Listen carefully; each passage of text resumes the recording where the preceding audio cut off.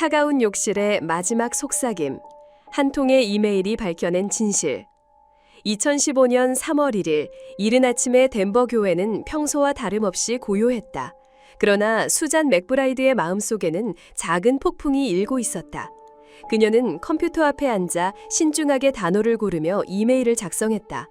수신인은 스테이시 펠드먼, 그녀가 한 번도 만난 적 없는 여자였다. 이메일의 내용은 간단하지만 폭발적이었다. 당신의 남편 로버트 펠드먼이 저를 속이고 있습니다. 수잔은 몇 주 전 데이팅 앱 틴더에서 로버트 울프라는 남자를 만났다. 그는 자신이 이혼남이며 아이들에게 무심한 전처 때문에 상처를 받았다고 했다.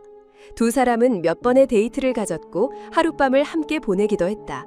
그러나 무언가 찜찜한 기분을 떨칠 수 없었던 수잔은 인터넷에서 그를 검색했고 끔찍한 진실과 마주했다. 그의 진짜 이름은 로버트 펠드먼이었고 그는 여전히 스테이시라는 이름의 아내와 결혼한 상태였다. 배신감과 분노에 휩싸인 수잔은 스테이시에게 모든 것을 알려야겠다고 결심했다. 그것이 한 여성으로서 다른 여성을 위한 최소한의 도리라고 생각했다. 이메일을 보낸 지 불과 몇 분 뒤 그녀의 전화가 울렸다. 발신인은 스테이시 펠드먼이었다. 수잔은 긴장하며 전화를 받았다.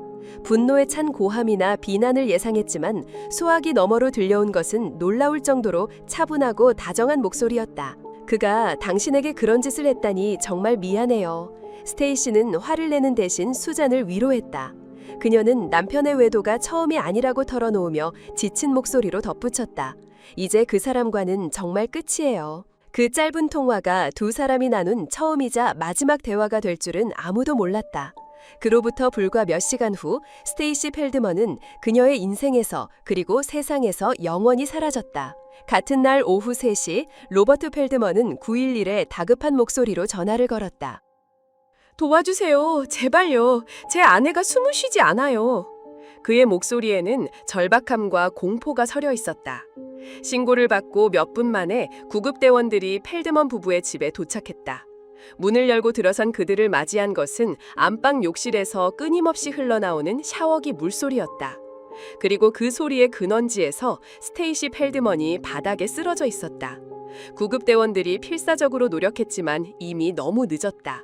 그녀의 심장은 다시 뛰지 않았다. 44세의 스테이시는 그 자리에서 사망 선고를 받았다. 현장에 도착한 덴버 경찰서의 형사들은 집안을 꼼꼼히 살폈다. 외부 침입의 흔적은 없었다. 격렬한 다툼이 있었던 것처럼 보이는 어지러운 가구나 핏자국도 발견되지 않았다. 모든 것이 너무나 정상적으로 보였다. 로버트는 경찰에게 그날의 행적을 진술했다. 아침 8시 30분경 아이들을 유대교 종교학교에 데려다 주었고 정오에 스테이시가 아이들을 데리고 유대교 명절인 불임절 축제에 가기로 되어 있었다는 것이다. 하지만 그녀는 나타나지 않았고 학교로부터 연락을 받은 자신이 아이들을 데리고 축제에 갔다가 오후 3시쯤 집에 돌아와 아내를 발견했다고 주장했다. 그는 샤워기 물소리를 듣고 욕실로 들어갔을 때 아내가 의식을 잃고 쓰러져 있는 것을 발견했다고 말했다. 하지만 형사들의 눈에는 몇 가지 이상한 점들이 포착되었다. 첫째, 스테이시의 손목에는 화려한 금은 장식의 시계가 채워져 있었다. 샤워를 하려는 사람이 차고 있을 법한 물건이 아니었다. 둘째, 로버트는 물이 흥건한 샤워실에서 아내를 끌어내 심폐소생술을 했다고 주장했지만 욕실 바닥은 이상할 정도로 말라 있었다. 셋째, 샤워실 안의 선반은 쓰러져 샴푸병들이 흩어져 있었지만 바로 옆 샤워부스 문틀에 놓여 있던 다른 병들은 가지런히 제자리를 지키고 있었고 문손잡이에 걸린 수건은 흐트러짐 하나 없이 반듯했다. 마치 잘 짜인 연극 무대의 소품처럼. 로버트는 아내가 전날 밤 파티에서 대마초가 든 음식을 먹었으며 류마티스 관절염 등 만성 질환을 앓고 있었다고 진술했다. 이는 약물 과다 복용이나 지병으로 인한 급작스러운 사망 가능성을 암시하는 듯했다. 실제로 스테이시의 몸에서는 만성 통증 치료에 쓰이는 펜타닐 패치 2개가 발견되기도 했다. 그러나 부검 결과는 모든 추측을 뒤엎었다. 검시관은 스테이시의 체내에서 펜타닐이나 대마초 성분을 전혀 발견하지 못했다. 심장에서 동맥경화 증세가 발견되긴 했지만 사망에 이를 정도로 심각한 수준은 아니었다. 그녀의 몸 곳곳에서 발견된 수많은 멍과 긁힌 상처들은 그 원인을 알 수 없었다. 결국 검시관은 사망진단서에 사인을 미상으로 기재했다. 스테이시 펠드먼의 죽음은 그렇게 풀리지 않는 수수께끼로 남는 듯했다. 스테이시의 언니인 수잔 알트만은 동생의 죽음이 단순한 사고가 아니라고 확신했다. 그녀는 경찰에 전화를 걸어 제부인 로버트 펠드먼에 대한 깊은 의심을 털어놓았다. 그녀에게 로버트는 유능한 세일즈맨이 아니라 실적이 부진하면서도 노력하지 않고 늘 부당한 이득을 취하려는 교활한 남자였다. 한 번은 로버트가 일부러 금이 간 여행 가방을 공항에 가져간 적이 있어요. 그러고는 수화물 운송 과정에서 파손되었다고 주장해서 항공사로부터 더 좋고 비싼 새 가방을 보상받았죠. 수잔 알트만의 증언을 통해 로버트 펠드먼이라는 인물의 이기적이고 기만적인 본성이 서서히 드러나기 시작했다. 그녀의 말에 따르면 스테이시는 가정을 지키기 위해 남편의 이런 사소한 사기 행각들을 애써 눈감아 주었다. 그녀는 두 아이의 엄마로서 평범하고 안정적인 삶을 원했을 뿐이었다. 하지만 로버트의 기만은 거기서 그치지 않았다. 스테이시의 가족과 친구들은 모두 그가 상습적인 바람둥이라는 사실을 알고 있었다. 몇 년 전 한 여성이 집 앞으로 찾아와 로버트와 연인 관계이며 그에게서 금전적인 도움을 받고 있다고 폭로하면서 그의 외도가 처음으로 수면 위로 드러났다. 남편에게 환멸을 느낀 스테이시는 결혼 생활 동안 몇 번이고 별거를 시도했다. 하지만 로버트는 그때마다 교묘한 말로 그녀를 붙잡았다. 그는 항상 내가 변할게, 상담을 받으러 가자, 당신이 항상 원했던 삶을 살게 해줄게 같은 말로 스테이시를 회유했어요. 동생은 아이들 때문에 그리고 혹시나 하는 마음에 번번이 그의 곁으로 돌아갔죠. 로버트는 스테이시를 경제적으로 그리고 감정적으로 통제했다. 만약 자신을 떠나면 아이들을 빼앗아 가겠다고 협박하며 그녀를 올감했다. 스테이시는 두 아이를 끔찍이 사랑하는 엄마였기에 그 위협 앞에서 무너질 수밖에 없었다. 경찰 조사 과정에서도 로버트의 수상한 행적은 계속되었다. 그는 사건 현장에서 경찰과 소방관들에게 비협조적인 태도를 보였고 아내의 부검을 집요하게 반대했다. 또한 그날의 행적에 대한 그의 진술은 시간이 갈수록 미묘하게 바뀌었다.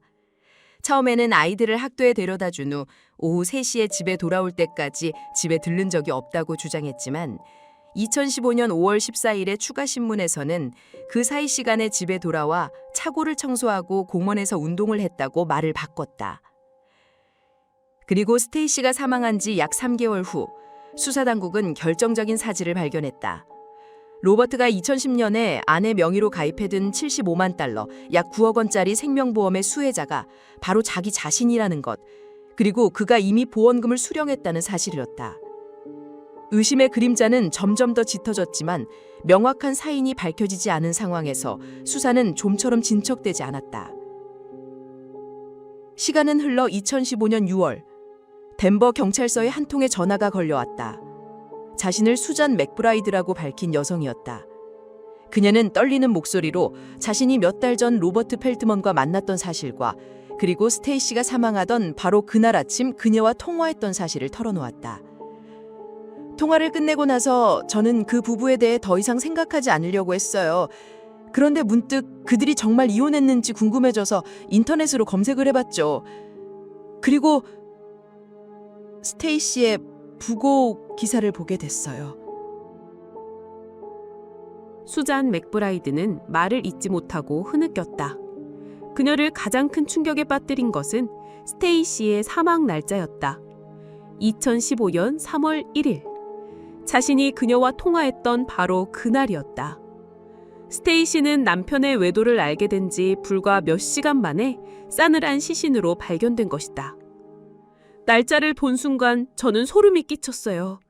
그녀가 왜 죽었는지 직감할 수 있었죠. 수잔 맥브라이드의 제보는 멈춰있던 수사에 새로운 활력을 불어넣었다. 그녀의 증언은 스테이시가 사망 직전 남편의 외도 사실을 명확히 인지하고 있었으며 그와의 관계를 끝내기로 결심했다는 강력한 정황 증거가 되었다. 이는 로버트에게 살해 동기가 될 수 있었다. 하지만 여전히 문제는 부검 결과였다. 사인 미상이라는 결론이 로버트를 기소하는 데 가장 큰 걸림돌이었다. 사건은 다시 미궁 속으로 빠져드는 듯했다. 2년이라는 시간이 더 흐른 2017년 10월, 검찰은 마지막 희망을 걸고 한 명의 전문가에게 사건 파일을 넘겼다. 그의 이름은 빌 스목 박사. 가정폭력과 관련된 질식사 및 교살상해 분야의 최고 권위자였다. 수천 건의 부검과 범죄 현장 분석 경험을 가진 스목 박사는 몇 달에 걸쳐 사건 현장 사진과 최초 부검 보고서를 면밀히 검토했다.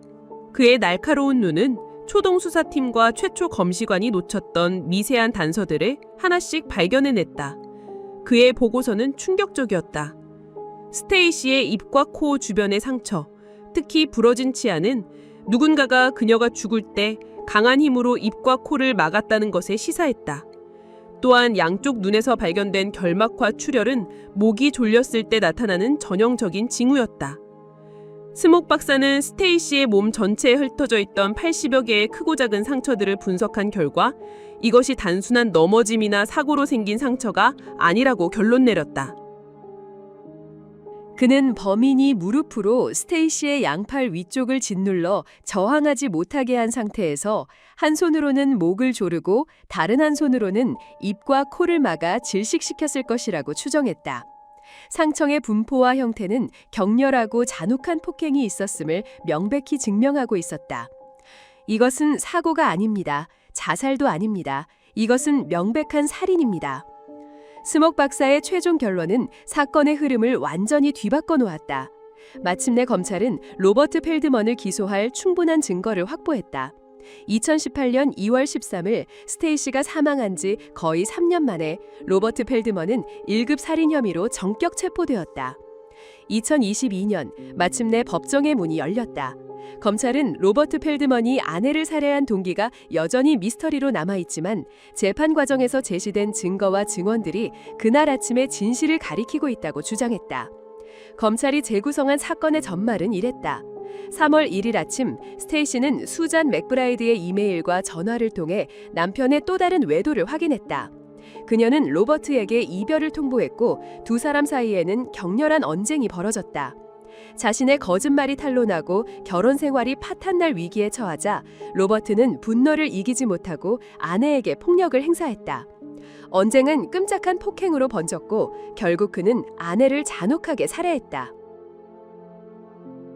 검찰은 법정에서 스테이시의 몸에 남은 상처들을 제시하며 배심원들에게 호소했다.